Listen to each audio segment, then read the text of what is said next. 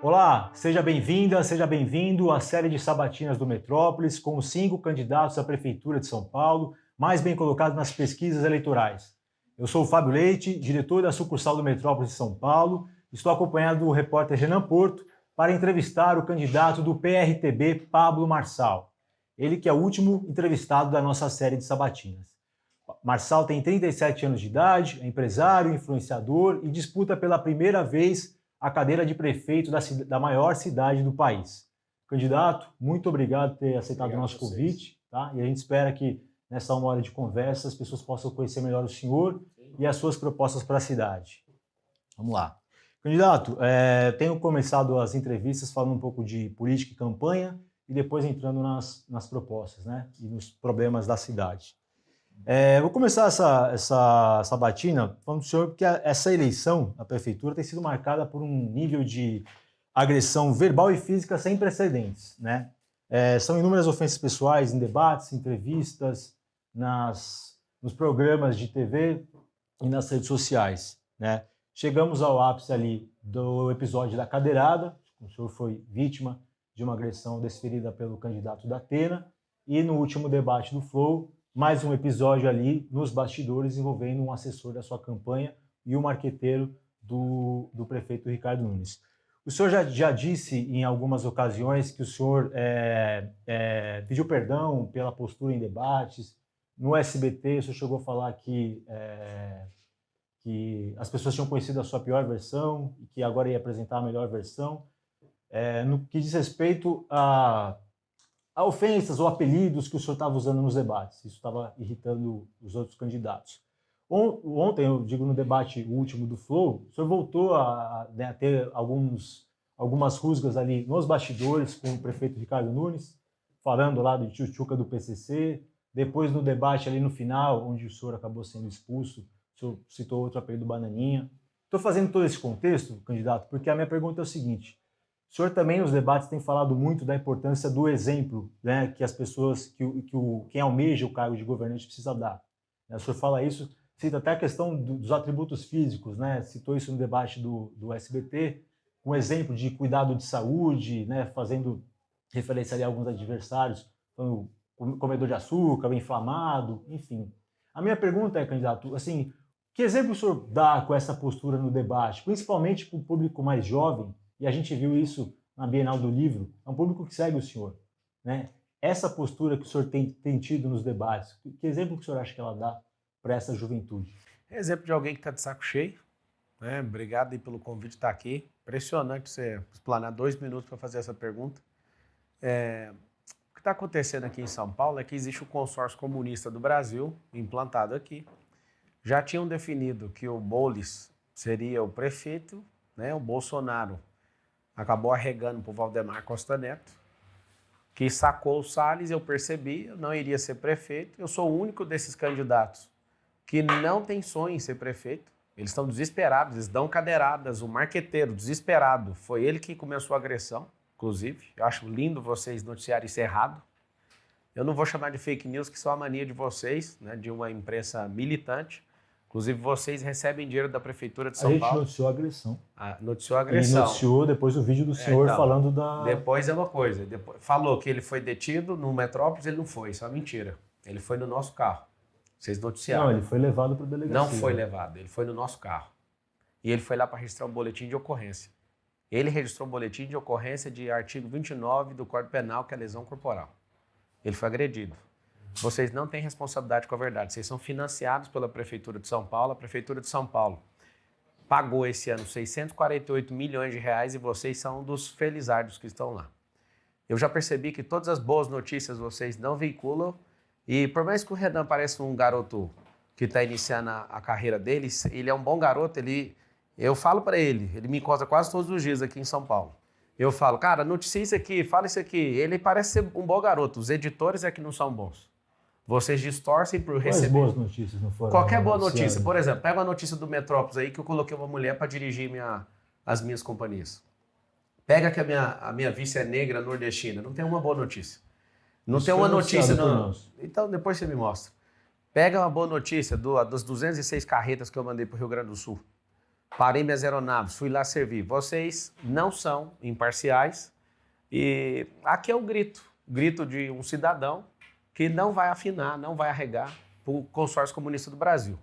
Eu falei da minha postura como governante. O governante tem que ter peito para ir atrás disso. Ontem ficou claro que o Tramontina estava a serviço desse consórcio. O Flow recebeu R$474 mil da Prefeitura de São Paulo. E ano que vem eu faço uma promessa para o nosso povo de São Paulo. Eu vou cortar a bolsa imprensa. Não vai ter bolsa imprensa. Pra você ter uma noção, a Rede Globo sozinha recebe mais de R$100 milhões. E você, na fila do hospital, você com esse rio, que é um lixo, você com o pior ar do mundo. Hoje o ar está tão problemático que você está fumando 4 cigarros por dia, para você ter uma noção. Chegou esse ápice aqui essa semana. Isso vocês noticiaram bem. Então, assim, aqui está o grito de liberdade. E se o povo não se levantar nessa revolta popular contra esses canalhas, eu quero ver quem que suporta isso. Hoje, nesse exato momento, aqui agora, está completando 24 horas que eu estou num jejum só de água. Eu vou ficar 7 dias e eu vou falar para vocês que isso aqui não é uma briga só de eleição, isso aqui é uma briga espiritual, emocional e física. Eles todos estão contra mim, não faz sentido nenhum num debate, um sorteio fazer eu sair 3 vezes com a Marina e o mesmo sorteio sair 4 vezes. Isso é improvável na matemática, improvável. Então assim, o Tramontina não interrompeu a fala da Atena, ele ficou por 2 minutos me destruindo. Quando ele termina a fala, eu sou jogador, eu percebi isso, eu assinei a regra. Ele deu uma advertência, só que ele falou por 30 coisas diferentes ao meu respeito, denegrindo minha imagem.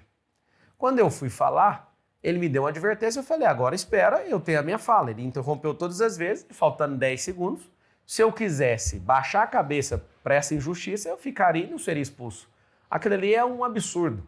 Alguém expulsar faltando 10 segundos, justamente porque eu não tive a liberdade de falar o que eu tinha que falar. Eu estou sem minhas redes sociais, eu estou sem dinheiro público, eu estou sem tempo de TV. Sem rádio, sem padrinho político, sem direito de terminar uma fala num debate, ou seja, tô de saco cheio. E não adianta, não dá para comportar, não dá para ter comportamento de cordeiro perto de comunista. Esses caras são uma praga da política nacional, sim. Certo. Sei que o senhor não viu a sabatina que a gente fez com o prefeito Ricardo Nunes, convido o senhor a assistir para o senhor ver. Não dá nem visualização, não vou perder meu tempo com isso, imparcialidade, não precisa ver a imparcialidade do Metrópolis nesse processo. Vou perder meu tempo com isso. Eu perguntei do exemplo porque, assim, a gente vê, e é um tema, volto a dizer, o senhor, na Bienal do Livro, o senhor foi...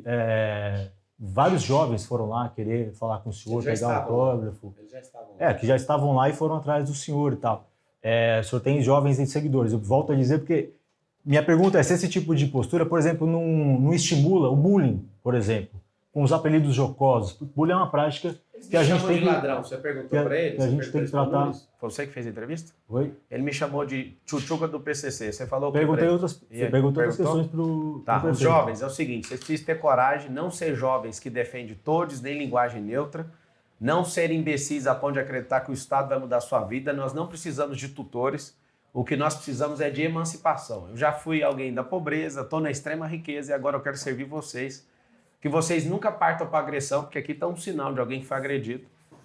A pessoa da minha equipe, ela agiu de acordo com o artigo 25 do Código Penal, que chama legítima defesa. Tem um vídeo que a imprensa, 95% postou só a parte do marqueteiro, que é porque é financiado. Os outros 5% quer saber da verdade, postou o Duda Lima, que é marqueteiro do Bolsonaro na última campanha, do Ricardo Nunes. Ele metendo a mão no peito do nosso assessor, arrancou o celular e ainda feriu o peito dele. Isso está no Metrópolis. Isso está registrado no Metrópolis. Você falou... tá bom. Não, só para concluir. O caso por exemplo, o senhor soprou uma farinha num candidato da rede e tal. Pra citar um exemplo de como, às vezes, um exemplo do senhor, que é uma figura que ganha essa projeção na campanha, especificamente, causa um impacto, uma consequência. Depois, no último fim de semana, a gente teve um candidato do PL, jovem também, que apoia o senhor, apesar de ser do PL, que fez o mesmo com Boulos. Só para fundamentar como uma ação provoca esse exemplo. Eu, por exemplo, eu fiquei rico e muita gente está ficando rico mesmo. Eu aprendi a ser um influenciador e mudar a vida das pessoas, restaurar casamentos, a fazer filhos perdoarem seus pais. Tudo realmente que eu faço muda. E não veio a pergunta com esse viés. Realmente eu tenho impactado essa geração, cada um assume sua própria responsabilidade. Agora, por que ninguém pegou no pé do Datena? Por que relativizou ele? Ontem ficaram gritando lá no debate, tem que prender. Mas por que que o soco vale mais do que uma cadeirada? Se fosse um filho de faxineiro, ia ser preso e algemado. Se fosse o cara de direita... Se fosse não, quando o cara é de direita batendo, o mundo cai. Então, sim, vamos parar para pensar. Por que que a mídia não relata as coisas boas de uma pessoa? Entra na Folha de São Paulo para você ver. A postagem, o corte do debate sobre Minha zoando, sobre Tabata e Bolis é super positivo. Ou seja, esses caras usam o nosso dinheiro, nem é o deles. Eles usam o nosso dinheiro público para distorcer e continuar no poder. Diga. Candidato, o senhor, depois do debate, abriu ali uma live no Instagram, falou com a imprensa e depois continua a live no carro ali, num tom bastante enérgico. O senhor falou que não dá para lidar de outro jeito com esses bandidos, usando as palavras do senhor, disse que o negócio vai ficar feio.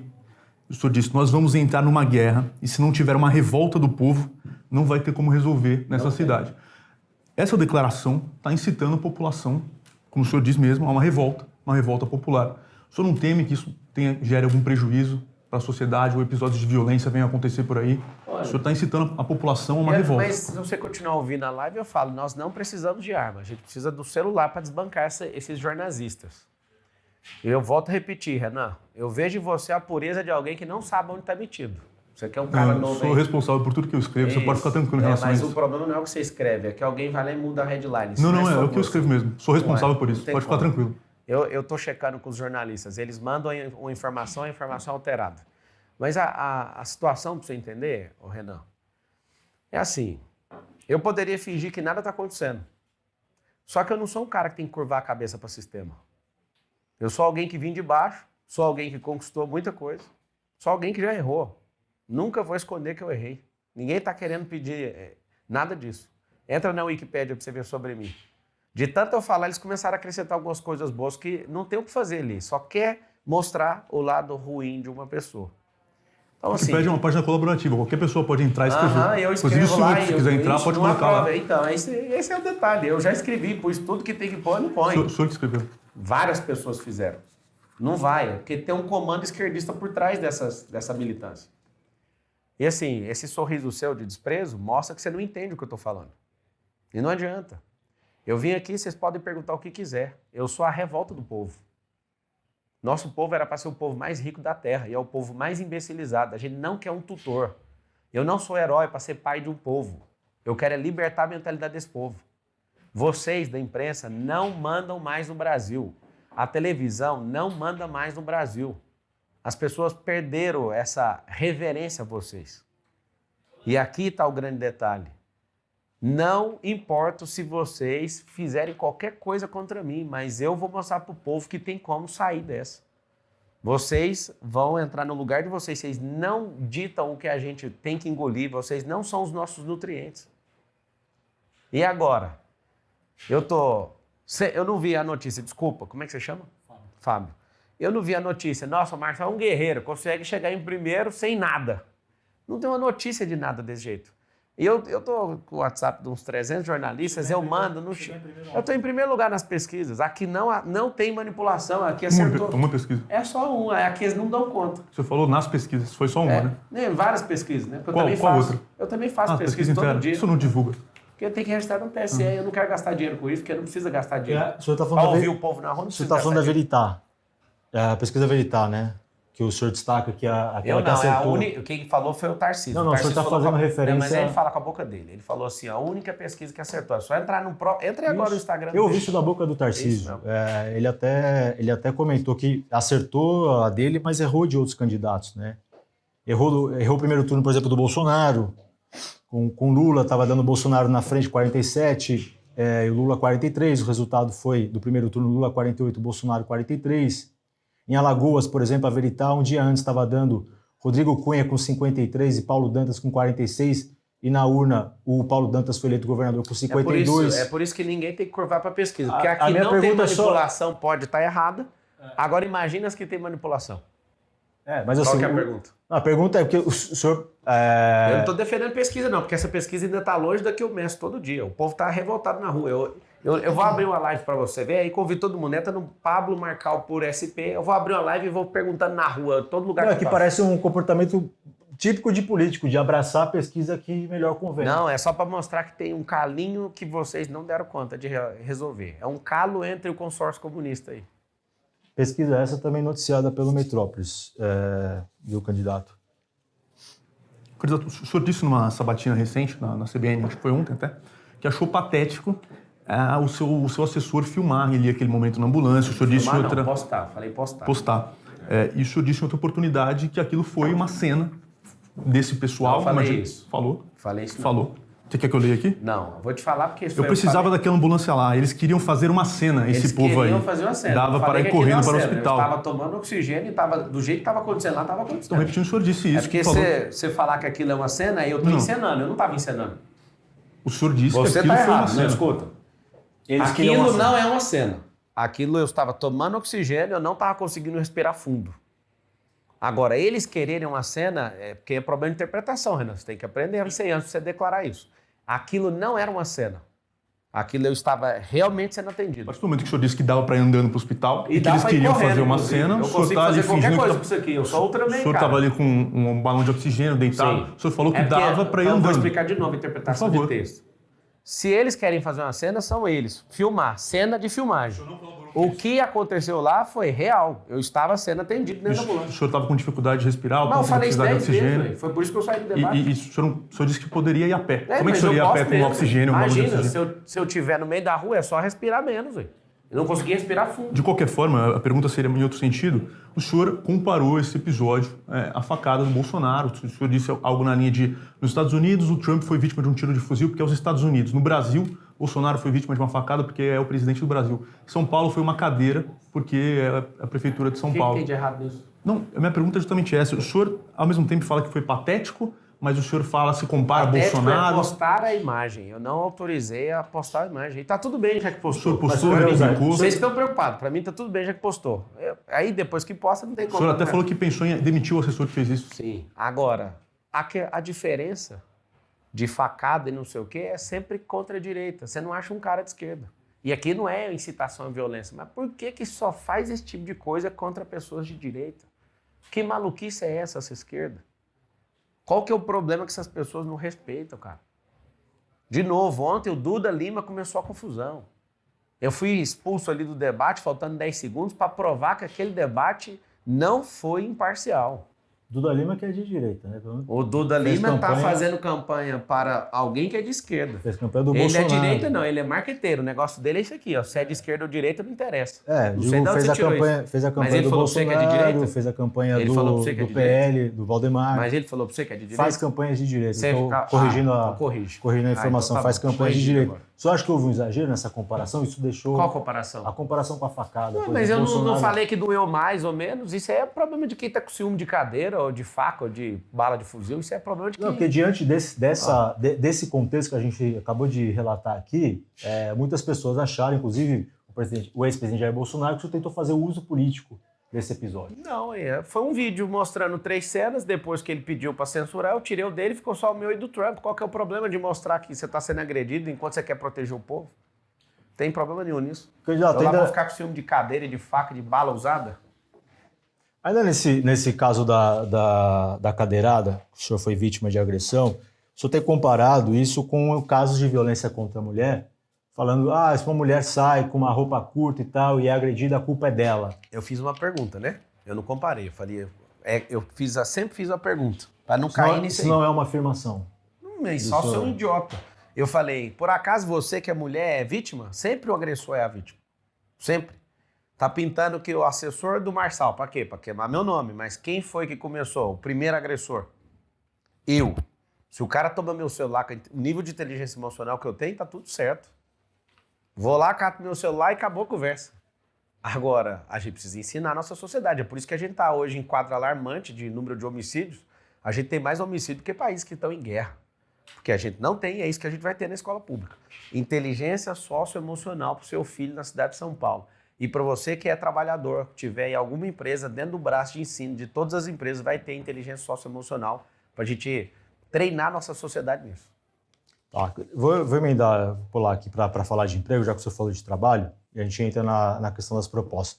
A principal promessa do senhor nessa campanha a geração de 2 milhões de empregos. É um número muito expressivo diante de um cenário que a gente tem, em números oficiais, 500 mil desempregados na cidade de São Paulo. O senhor já falou que vai incluir não só os desempregados oficiais, mas também quem recebe auxílio, né, como Bolsa Família. Sua conta é um pouco mais elástica do que o número de desempregados oficiais, correto? Quantas cidades tem na região metropolitana, você sabe? 38.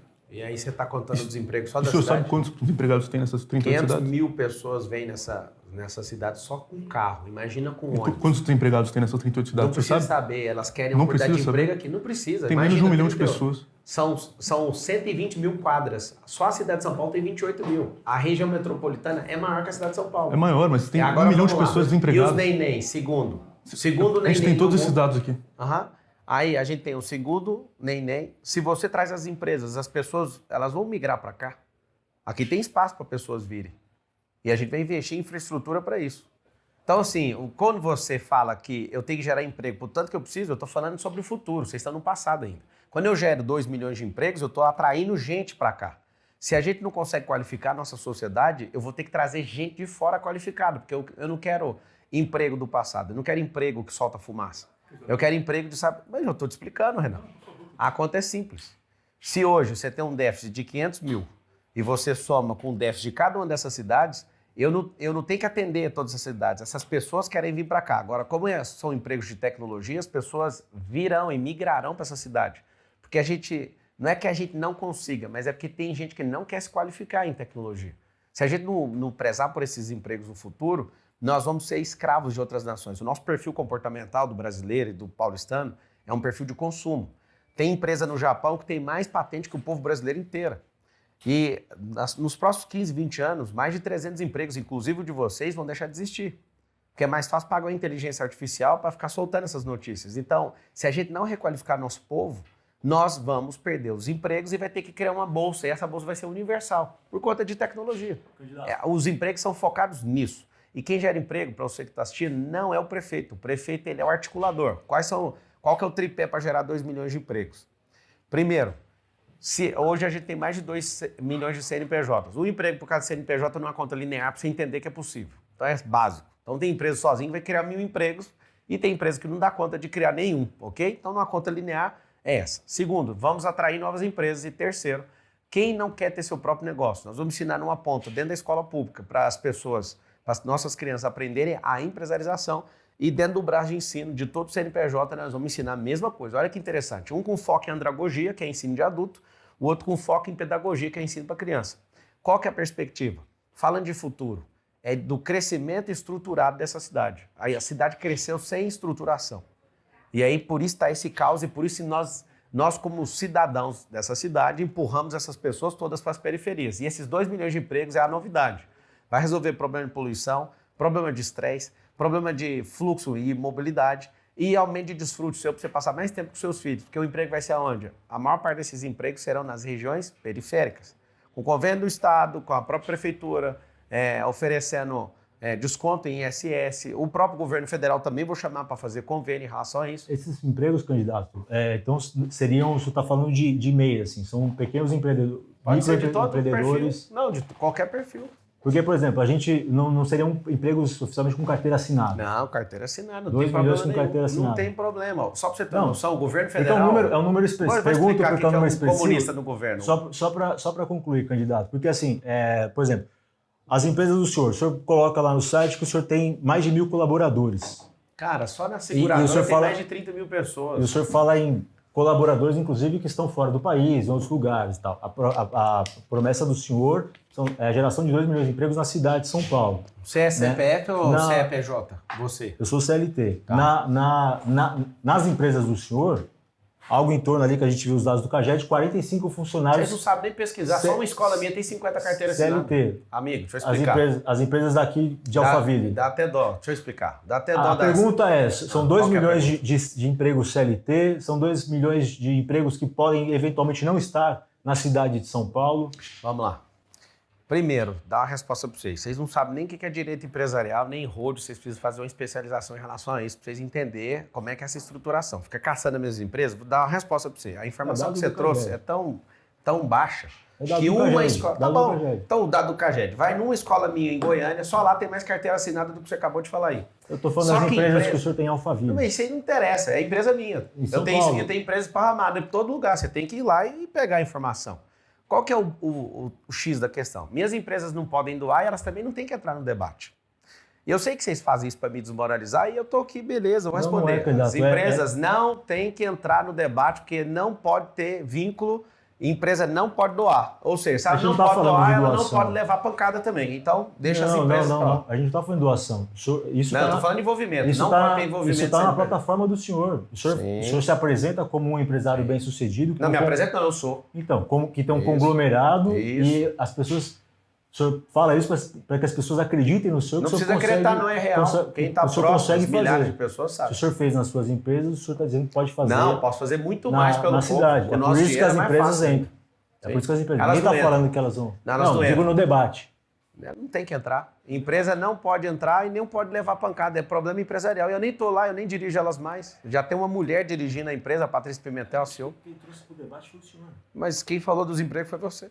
Oi? Não. Você que trouxe. O senhor prometeu 2 milhões de empregos. Quem traz não, a empresa... Não. Quem vai fazer são os empresários. De novo, nós vamos emancipar o povo. Se você... Não, o senhor fala, nós vamos fazer 2 milhões de empregos. Mas é nós, velho. Nós é o povo. Eu e o povo. Nós somos o povo. Sim. Porque prefeitura não dá coisa fazer isso sozinho, não.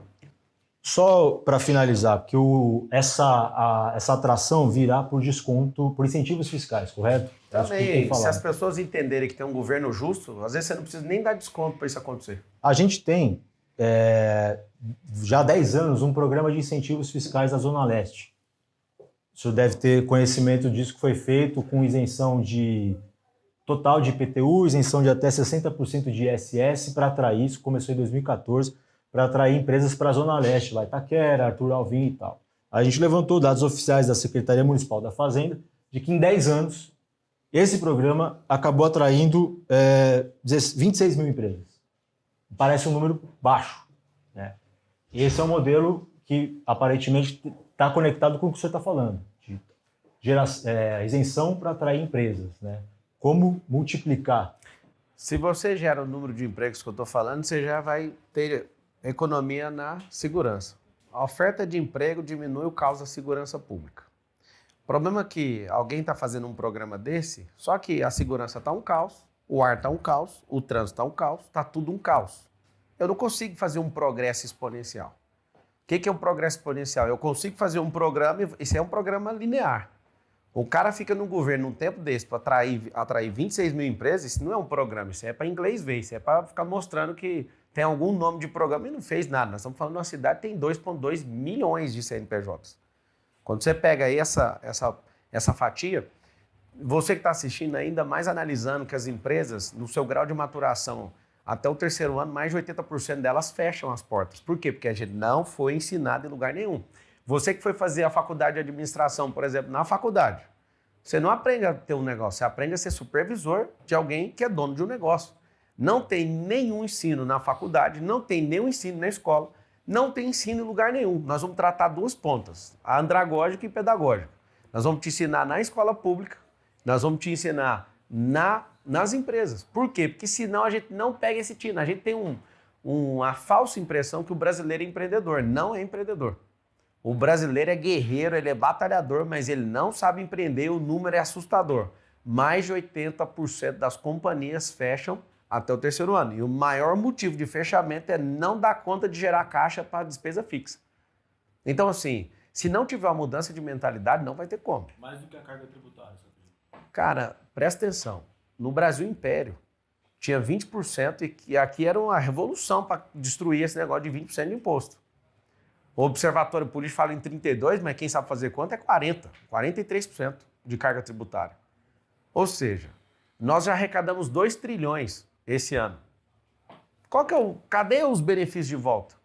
É muita companheirada, é muito cabide de emprego, é muita burocracia, é muita gente burocrata. Você que é comerciante, você vê o tanto de extorsão que você sofre nessa subprefeitura, isso vai acabar. Você vai apertar o 28 e você vai entender que tem como a gente renovar. Lembra do Essá de Queiroz mandando recado.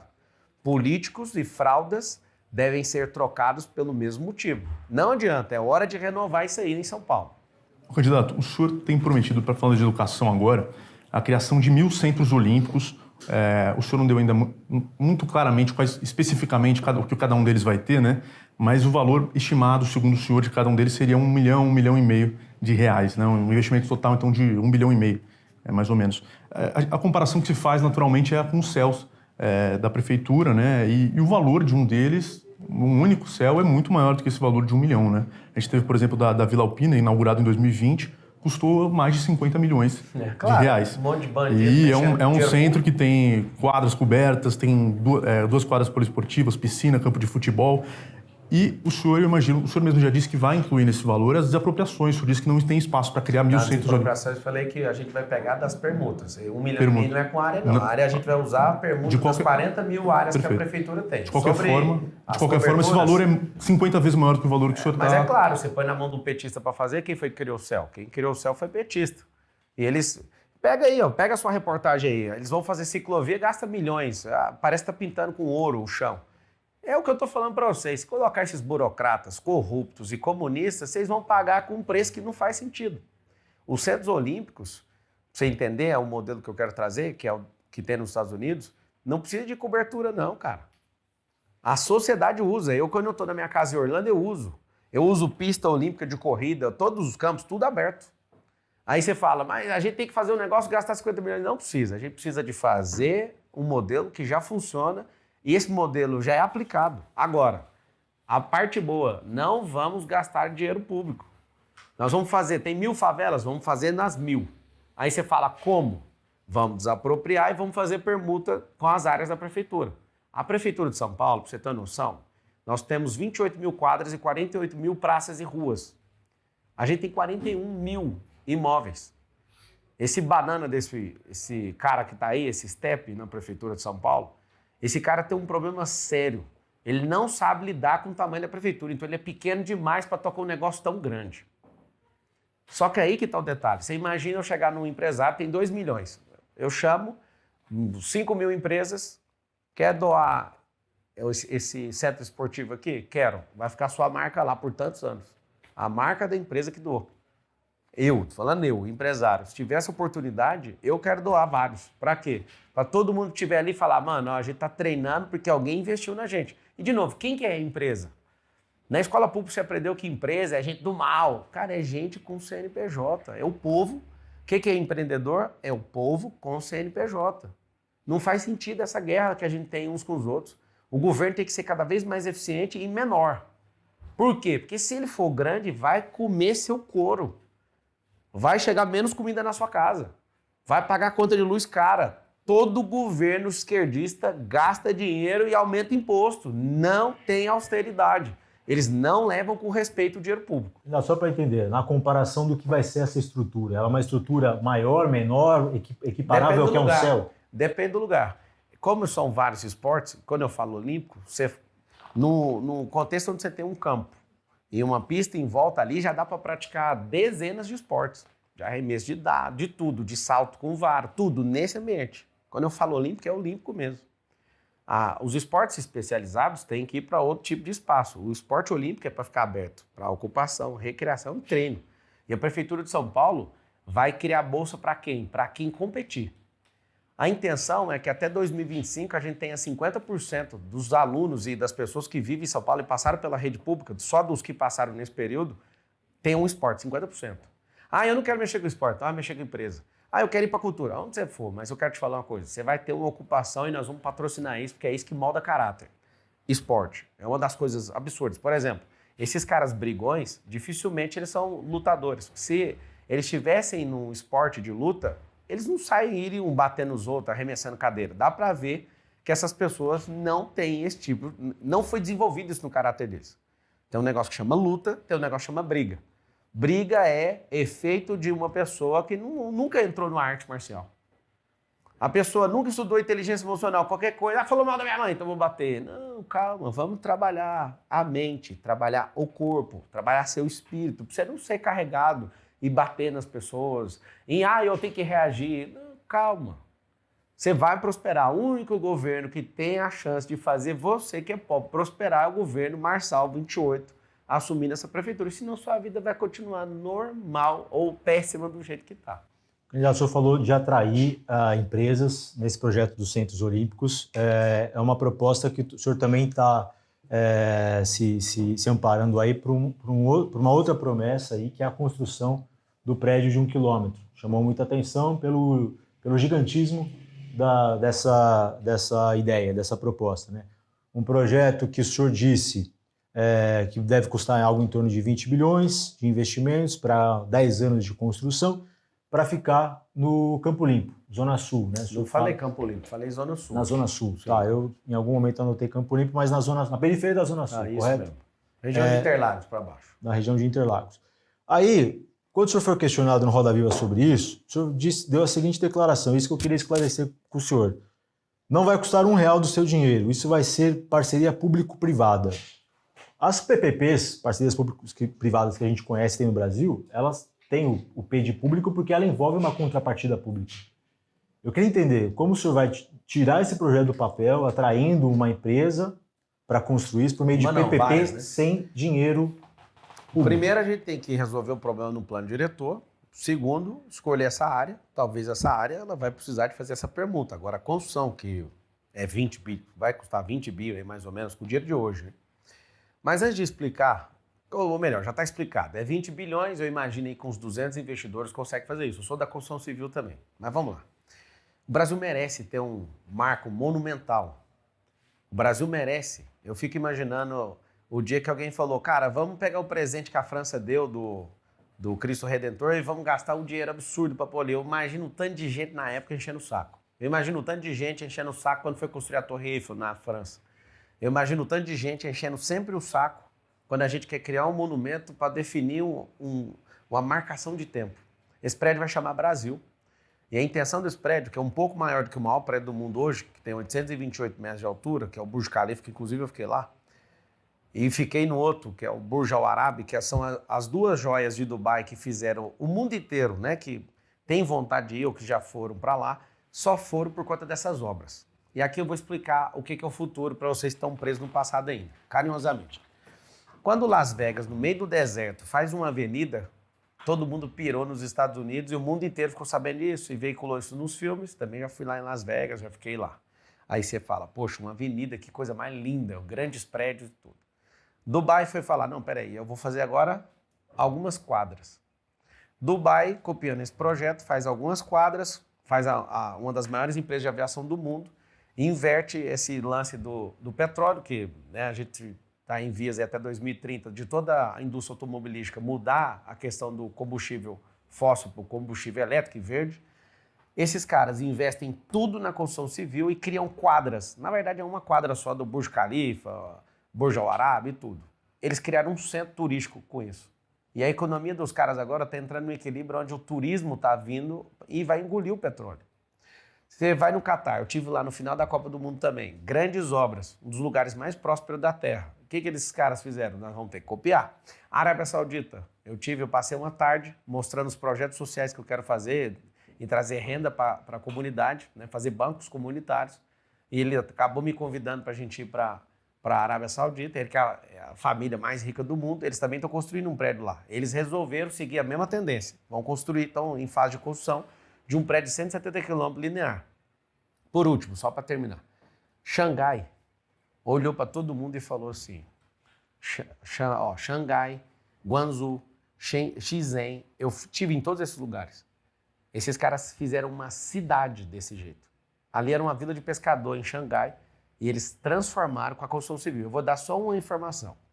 Em 3 anos, a China gastou mais concreto do que os Estados Unidos da América em 100 anos. Investir em infraestrutura.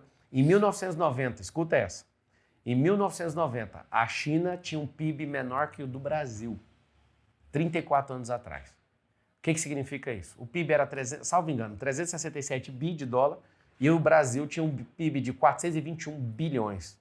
Hoje, o Brasil tem 2,7 tri de dólar, a China, 21 trilhões.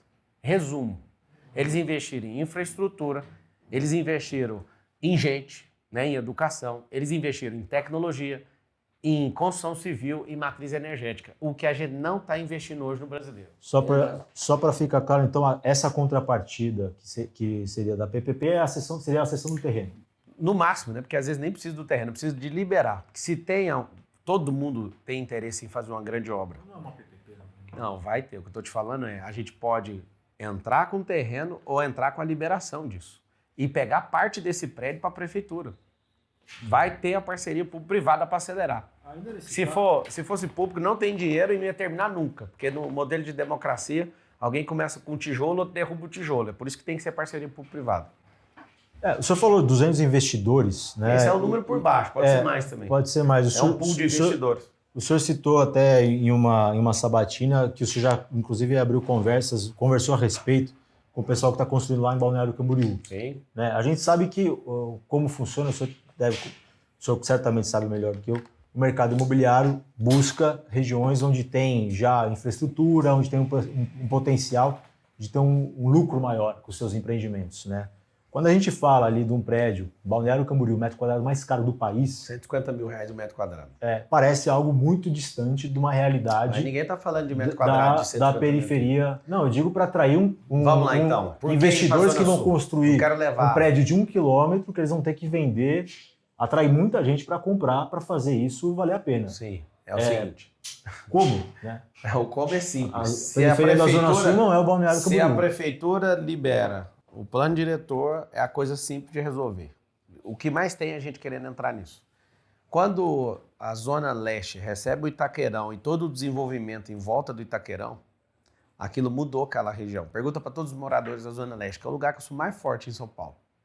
Eu quero pegar a prefeitura e criar um novo paço municipal na região de Brasilândia, que é o quê? Levar melhoria para a Zona Norte. Quero o prédio na Zona Sul. Por quê?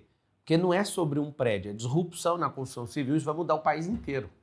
Você imagina o tanto de emprego que uma obra vai dar, mas o que a gente vai construir em volta? Não é um prédio. Vocês ficam impressionados com a figura do prédio ser tão alto e tudo, e você precisa de investir alguns milhões em estudos para terminar, fazer um negócio desse, para viabilizar esse 1 quilômetro. O Sheik, lá da Arábia Saudita, tem o mesmo projeto de fazer um prédio de 1 quilômetro e está em obra já. Leva 10 anos para fazer isso. Aqui também tem, e é muito. E desde quando o Lula assumiu a presidência da República, a gente nunca teve tanta fuga de capital do Brasil na história. Ou seja, o dinheiro está indo embora porque ninguém acredita no futuro desse país. É por isso que eu estou aqui. Candidato, ainda falando de Brasilândia, o senhor acabou de mencionar, o senhor mencionou em diversas oportunidades que pretende transferir a sede da prefeitura para essa região. E o senhor até já falou... Pirituba, Brasilândia... Enfim, uma região ali que tem muitas casas, o senhor já falou que pretende, inclusive, desapropriar terrenos ali para construir toda a estrutura da prefeitura. E muito bem indenizado as pessoas. Perfeitamente. Eu queria saber se o senhor tem alguma ideia de quanto isso vai custar, se tem algum endereço, se o senhor já estudou a viabilidade disso em algum lugar específico. Então, todo projeto, todo plano de governo não é projeto, é um plano. Nós estamos aqui disputando a eleição com 9 candidatos, que um saiu, tem 9. Depois nós vamos passar para projetos. De novo, qual o motivo de fazer isso? O motivo é valorizar a Zona Norte. Você vai na Funchal, vai na Faria Lima, tem mais heliponto do que ponto de ônibus, sabe disso? Você vai na Zona Norte, você não acha um heliponto, ou seja, não tem investimento para lá. Assim como a Zona Leste ganhou, a Zona Sul vai ganhar, vou colocar na Zona Norte. Agora, sobre isso, a gente vai desenvolver o projeto e o projeto tem que escolher a área. Não faz sentido eu chegar agora e gastar milhões com um projeto para mostrar isso para você. Você tem que votar no plano. O plano vai para projeto e depois do projeto nós vamos para execução. E a execução vai ser dia 1º de janeiro, né? A gente tem que enxugar a máquina, a gente tem que revisar contrato.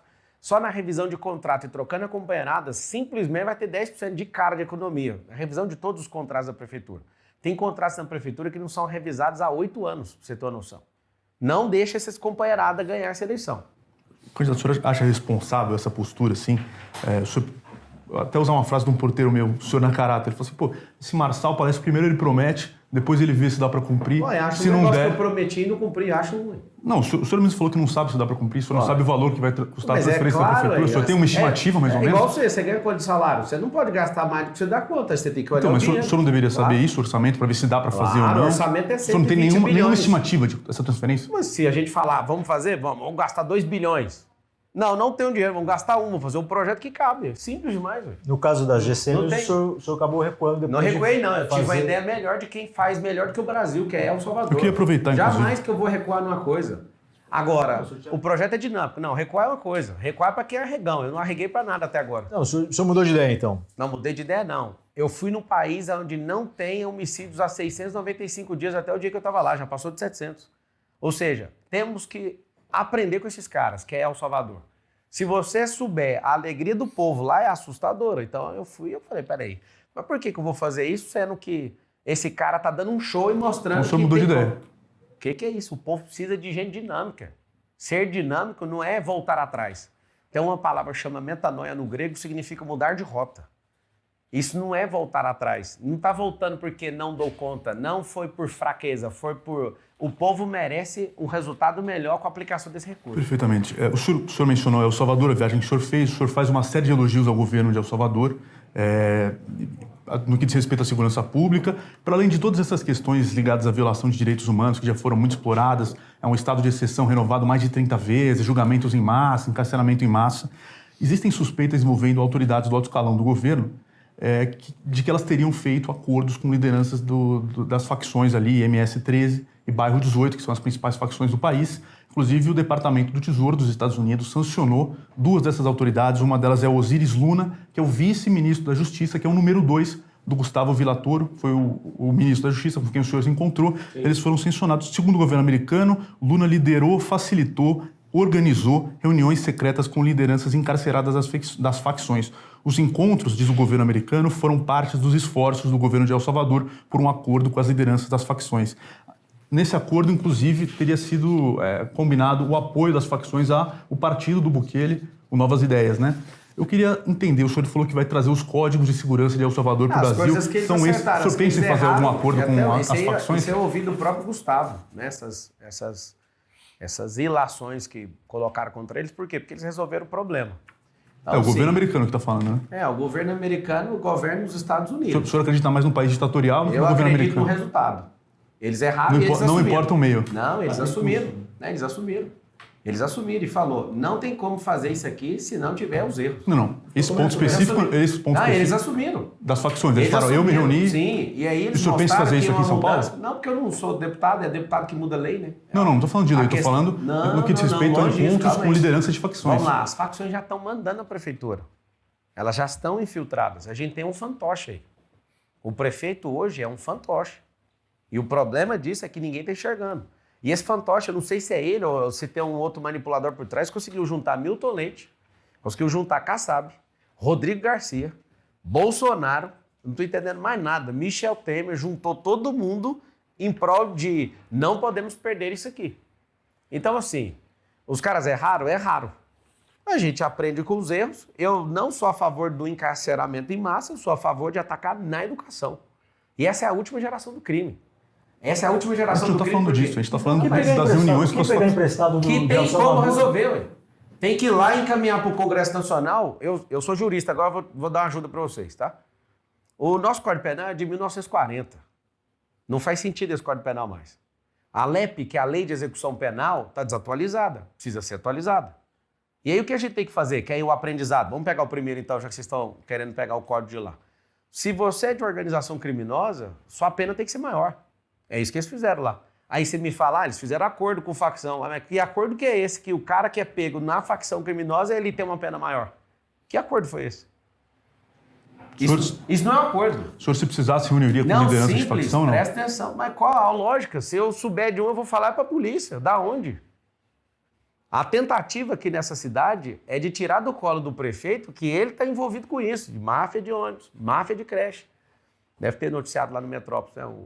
O negócio da máfia de creche chegou a publicar, você lembra? Sim, várias matérias. Do prefeito? Sim. Aí depois deu uma morrida, porque né, às vezes a ameaça do poder público de cortar dinheiro é ruim.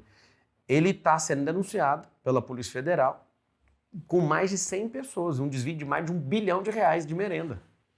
E aí está o detalhe. Esse é o problema, você que está assistindo. O cara que controla o dinheiro que irriga o jornalismo, eles até soltam quando o negócio é factível, igual esse negócio da merenda, mas depois não toca mais no assunto. Mas ficar remoendo coisa que não tem nada a ver, vai remoer a vida inteira a mão de alguém que irriga esse sistema. Simples. Não é verdade, candidato. O que não é verdade? A revelação dessas coisas da máfia da internet é investigação jornalística, inclusive. E por que não fala mais disso? Foi falado já, várias vezes. Falar. Não, quando é factível, eu acabei de falar. Não, você falou que não é verdade, não. Eu falei exatamente o que aconteceu. Vocês falaram e pararam de falar agora. Publicamos. E recentemente. Recentemente Quando? Já no período de pré-campanha, o senhor vai encontrar essas reportagens. Isso foi explorado, inclusive, na sabatina com o atual prefeito. Pegando esse gancho, candidato, eu queria voltar para o tema do debate, porque o senhor, no final, quando o senhor acabou sendo expulso lá pelo Tramontina, a gente já falou sobre isso, mas o senhor fala o seguinte, a Polícia Federal vai prender o Ricardo Nunes por causa das merendas, e essa é uma promessa de campanha. Promessa. Como é que o senhor pode prometer que a Polícia Federal, que não é da alçada do governo, da prefeitura... entrega as provas para ele. Eu entro na prefeitura, assumo a prefeitura de primeiro, crio um gabinete de investigação, passo um pente fino em tudo e põe na mão da polícia. Sabe por quê? A polícia já está investigando. Não, ele precisa de mais informações. Os comprovantes de recebimento da esposa dele, filha e dele, já tem. É por isso que não tiraram. A investigação, por algum motivo que eu não sei qual, não vou criar ilação aqui, no governo aqui, não conseguiu andar, não andou. E se você votar nesse cara, ele vai ser preso daqui a 4 anos. Tem que ser preso agora, para moralizar isso. Então, assim, quando eu falo que a Polícia Federal vai prender, é porque eu tenho certeza e confio nas instituições. Prova cabal, que significa perfeita.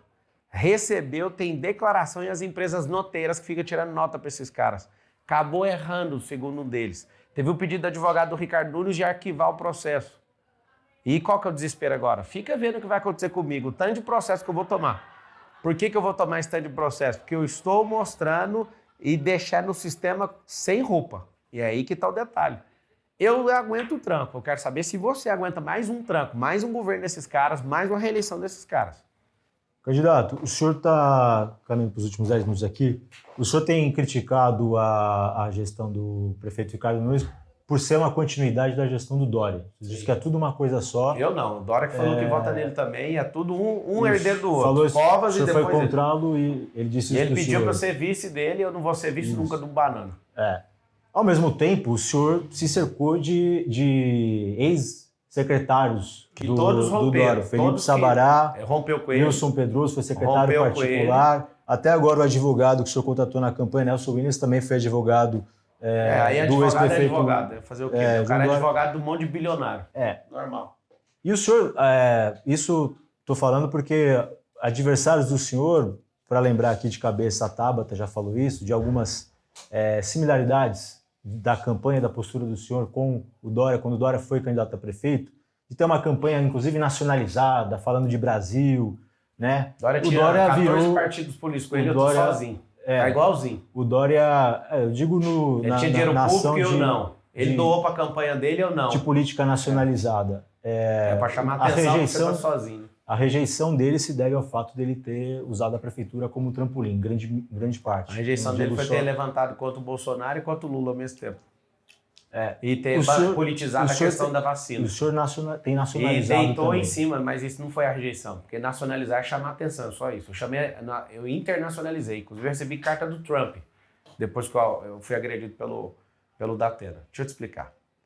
O senhor pretende usar, o senhor cogita, não utilizar como trampolim, porque seria de caso pensado, mas abandonar a prefeitura. 460 dias na prefeitura. Porque o senhor já deu declarações que deixam ali, se o Lula morrer, se o se cenário for diferente... Ele vai morrer, não vai. Não espere não, ele vai insistir, ele não vai fazer igual o Biden. O Biden teve a hombridade, com a idade avançada, de não disputar a eleição. Eu acho que nunca o Lula vai fazer isso, porque ele não tem sucessor. Então, assim, o meu compromisso com o povo de São Paulo é fazer um governo histórico. Exatamente na minha agenda já está travado, porque eu já sei que eu sou o próximo prefeito, com fé em Deus e com a bênção do povo. 1.460 dias de governo. 1.460 dias tocando o terror na vida desses comunistas e devolvendo a riqueza para o povo. O senhor tem falado do enxugamento da máquina, essa é uma bandeira que o senhor tem defendido, está no seu plano de governo. E, ao mesmo tempo, o senhor fala em triplicar o número de subprefeituras, né? De 32 para 96. Para 96. Eu queria entender como vão funcionar essa infraestrutura. A subprefeitura hoje é uma estrutura robusta, né? Tem vários serviços ali, é importante para aquela região. O senhor vai triplicar, tem subprefeitura que tem 7 prédios. Nós vamos unificar tudo num prédio, parar de pagar aluguel, fazer permuta de novo, com área para quê? Para ter nas 96 distritos que você não tem acesso à subprefeitura. Você não vai precisar ficar faltando um dia de serviço para ter acesso à subprefeitura. Nós vamos demitir esse tanto de companheirada que está trabalhando na campanha política, esse tanto de gente que usa do nosso dinheiro público para ficar perpetuando o poder. Nós vamos trazer um 56, que é o aplicativo que hoje não usa para quase nada. Nós vamos colocar todos os serviços que são possíveis na palma da sua mão. E aí, se precisar de ser atendido presencialmente, vai ter no seu distrito. São 472 bairros. Nós vamos colocar isso aí e nos 96 distritos. Tendo no seu distrito, você tem proximidade. Inclusive, vai ter o gestor de bairro e vai ter os zeladores que, nesses distritos, vão ter ligação com esses líderes, né, do bairro, com os zeladores do bairro, com o GCM, vocês vão ter os contatos das pessoas e vão ficar completamente centralizada a prefeitura. Não para cabide de emprego, para pegar gente que quer oportunidade política. Não, nós vamos fazer direitinho, pode confiar. Bota no 28. E isso será feito, segundo o senhor, mediante um processo seletivo rigoroso. O senhor até chegou a dizer que bancaria do bolso, né, esse processo seletivo. E eu falei que eu vou fazer, bancar do bolso. Não, o senhor vai fazer esse processo seletivo, porque entender como vai funcionar. Porque eu não falei o senhor já falou isso. Uma vez. Uma coletiva de imprensa, eu perguntei para o senhor, lembro disso perfeitamente. Então, vou tirar um dia meu de trabalho, então, antes de virar prefeito, que já é bancado. Queria entender como é que vai funcionar, porque assim, agora, no período que o senhor está de campanha, né, quando o senhor, enfim, escolheu o partido, o senhor já explicou porque escolheu o PRTB, mas o PRTB escolheu um partido cujo o presidente tem essa suspeita de ligação com o PCC. Quando o senhor foi escolher lá o representante do caso lá para fazer um serviço de despachante lá da empresa de aeronave junto às agências, tem aquele piloto lá, o despachante... Tem algum cadastro que a gente pesquisa se o cara é do PCC antes de contratar um despachante? Não, neste caso ele é réu por narcotráfico. Mas eu lá sei quem é esse cara, ele fez... Não, por isso que eu queria entender, como é que vai funcionar um processo seletivo? Tem um processo onde eu sei que o cara é do PCC ou não? Oi? Tem ou não? O TJ, de São Paulo. Pois é, agora você pega. Você digita o nome da pessoa lá, o CPF, você vai vender todos os processos dele. Pra você ver, nunca vi o cara. O cara foi contratado só para transferir a aeronave. A procuração é específica para a venda de aeronave. Tem que ter um despachante, só isso. E acabou, a procuração só fala disso. A aeronave foi vendida e acabou. Nesse processo seletivo do senhor, o senhor pode acabar selecionando, por exemplo, um cara que é réu por tráfico de drogas, um cara que é réu por corrupção. Com droga, quem que vai saber? Vocês dois. O senhor falou que ia fazer o processo seletivo. E fingir que é jornalista. E aí, o que eu vou fazer com isso? O senhor que prometeu o processo seletivo? Quais são os critérios que o senhor vai adotar para selecionar as pessoas? Se descobrir tiver alguma coisa que atrapalha a conduta da pessoa, vai ser tirado imediatamente. Não vai ter duas conversas. O que eu estou te falando é que jornalista pode ser, dono de televisão pode ser, todo mundo pode ser. Político pode ser, tem político que cheira, tem político que não cheira, entende? E qual vai ser a régua do, por exemplo, simples, assim, não, mas digo, por exemplo, se tiver alguém foi pego mal feito, o senhor vai aguardar um indiciamento, uma condenação em primeira instância, em segunda instância. A máquina é grande, por mais que o senhor prometa que vai enxugar, claro, são muitos funcionários. Mas a primeira coisa que a gente tem que ver é a vida pregressa do cara. O cara tem alguma coisa, resolveu, não resolveu, aí é diferente, o cara está sem resolver. A morosidade do Brasil hoje, com 15 mil, salvo engano, 15 mil juízes, faz que um processo demore 10 anos, 20 anos. Então você não pode condenar um cara à eternidade e falar que ele não pode fazer nada disso. Agora, da minha vontade, para entrar tem que ter a conduta ilibada. O cara teve algum problema, que seja administrativo, que seja de qualquer ordem, está resolvido, não tem problema. Esse cara, ele na sociedade, ele trouxe benefício, ele aumentou a produtividade, ele de fato tem servido à sociedade, é uma coisa. Agora, a pessoa está lá no cargo, e aí abre um indiciamento, igual esses caras de máfia de creche, aí tem que tirar todo mundo, inclusive o prefeito. Porque o prefeito, ele não está sendo indiciado porque ele é o prefeito, ele está sendo indiciado quando ele era vereador. Ele recebeu, então ele nunca deveria ter sido nem candidato. E espero no futuro que a ficha limpa valha para todo mundo, inclusive para o Lula, que não valeu. Teve a condenação, fez tudo certinho. O Collor, por exemplo, já teve inelegibilidade, teve que esperar o prazo. O Bolsonaro está cumprindo inelegibilidade até 2030. Então, assim, a lei tem que ser igual para todo mundo. Então, se a lei já fala, nós vamos aplicar o princípio da lei do ficha limpa. A pessoa não pode, então não pode. Uhum. Falando em princípio, eu pegar uma questão também envolvendo a transparência, a gente fez uma pergunta para o senhor, o repórter que trabalha com a gente, no Roda Viva, sobre... O senhor tem falado de que vai fazer uma gestão transparente, chegou a dizer que vai ter câmera para filmar as reuniões, e a gente perguntou para o senhor por que o senhor não deu a transparência sobre essa questão dos financiamentos, que o senhor disse que não tem, de cortes de redes sociais. O senhor diz, não tem, durante o período de campanha e pré-campanha não houve. Não, não houve mesmo. No Ministério Público. Não, a pergunta é por que o senhor não abre? É uma questão que, inclusive, tem colocado. Não, mas vai abrir o quê? Você não teve? O Ministério Público pediu que o senhor voluntariamente abrisse suas contas. Tá lá, ué. O senhor não pensou em colaborar com isso? Mas se vocês pediram, tá lá, ué. Não tá lá. Ué, mas não tá no processo isso. Qual que é a lógica? Se eu tô te falando que não tem, é só você pegar na meta, ué. A meta é a minha cliente. Eu pago pros caras, é só pedir pra meta. Por que o senhor não fez isso? Mas pra que eu vou fazer? Eu vou abrir meu sigilo? O Ministério Público tá pedindo. Se o Ministério pede pra meta, a meta mostra. É lá no Porque o senhor o Ministério Público. O senhor é o maior interessado em esclarecer essa questão. Eu sou, mas eu não tenho que abrir meu sigilo, isso é lei, eu sou jurista. Você acha que eu vou cair num negócio desse? Eu voluntariamente, ninguém me perguntou antes. Se tivesse chamado e falado assim, vem cá, vamos trocar uma ideia. Decidiram agora e derrubaram no outro dia, para julgar. Ontem foi 4-3 lá no TRE. 4-3. Nós vamos ter que resolver lá no Supremo Tribunal Federal, no TSE, vamos ver ali o melhor caminho. Interessante, para derrubar, derrubou em um dia. Para voltar, 30 dias. E ainda 4-3, beleza.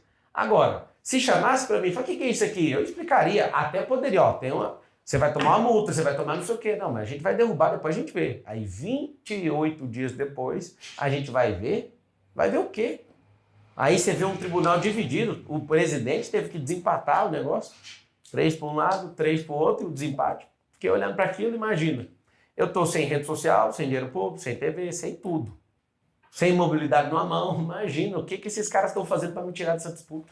Candidato, para finalizar essa questão da transparência, nessa resposta ao Roda Viva, o senhor disse das gravações. Eu vou gravar as reuniões que forem necessárias. Igual da presidente, já é gravado. Aí tem que ser solicitado por interesse público. Essa declaração sua dá margem para a gente entender que seria uma transparência seletiva, conforme a conveniência do senhor. Vou filmar.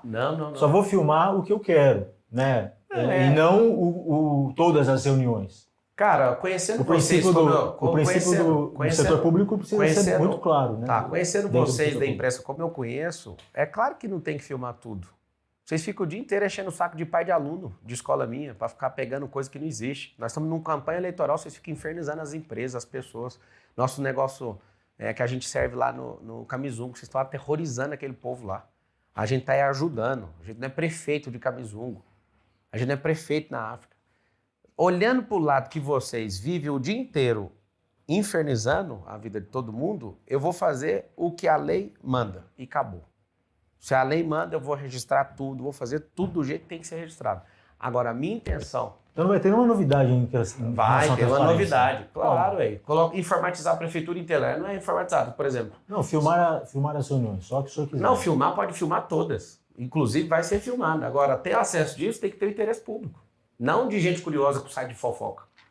O problema é esse jornalista que virou site de fofoca, o dia inteiro fofoca, o dia inteiro fofoca.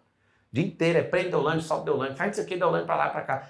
Virou um negócio de fofoca. Qualquer site de fofoca que tem aí que recebe dinheiro público, qualquer um desses que você imagina aí. Então, assim, já tá assim, perturbador esse nível. Mas eu entendo, nós estamos num processo eleitoral. Candidato, nosso tempo esgotou aqui. Quero agradecer Obrigado por essa 1 hora de conversa, se você despedir. Gente, essa é uma guerra, né, que é a revolta do povo, igual o Renan trouxe aí, é uma revolta popular. Você ficar aí assistindo, você não precisa gostar de mim. Você não precisa. E eu também não preciso de gostar de você, mas eu quero te falar, eu sou o único desses políticos que ama esse povo. Esse nosso povo tem jeito. Nós não precisamos de um tutor, a gente não precisa de um prefeito para ser pai nosso. Nós precisamos de alguém para nos libertar. E eu estou disposto, eu larguei todas as minhas coisas de lado para servir você.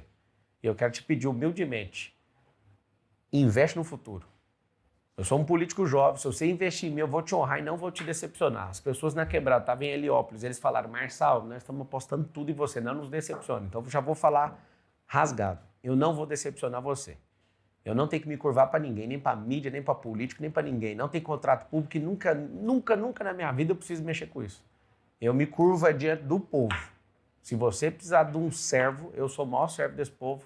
Digita 28, mas usa a tecnologia. Usa o seu Instagram, suas redes sociais, seu WhatsApp. Troca ideia com as pessoas e vamos junto nessa revolta no dia 6. Muito obrigado aí pelo tempo de qualidade e pelas perguntas. Um grande abraço e faz o M.